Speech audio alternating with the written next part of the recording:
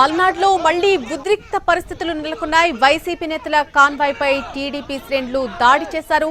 కర్రలతో వైసీపీ నేతల కార్లపై దాడి చేసినట్టుగా తెలుస్తోంది. 14వ మైలు దగ్గర ఈ ఘటన జరిగింది. దాడుల్లో ఒక కారు అద్దాలు పూర్తిగా ధ్వంసమయ్యాయి. ముంపు గ్రామాల పరిశీలనకు రెడీ అయినటువంటి పెదకూరపాడు మాజీ ఎమ్మెల్యే నంబూరు శంకర్రావు ఉద్రిక్తత నేపథ్యంలో గుంటూరుకు వెళ్లిపోయారు. నంబూరు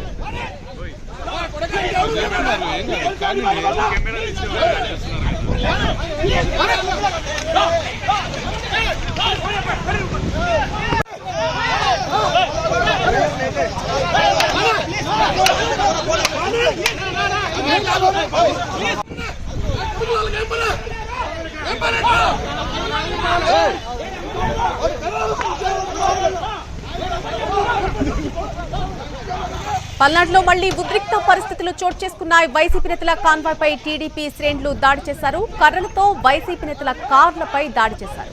14వ మైల్ దగ్గర ఈ ఘటన జరిగింది. దాడుల్లో ఒక కారు అద్దాలు పూర్తిగా ధ్వంసమయ్యాయి. ముంపు గ్రామాల పరిశీలనకు రెడీ అయ్యారు పెదకూరపాడు మాజీ ఎమ్మెల్యే నంబూరు శంకర్రావు. ఈ ఉద్రిక్తతల నేపథ్యంలో ఆయన గుంటూరుకు వెళ్లిపోయారు.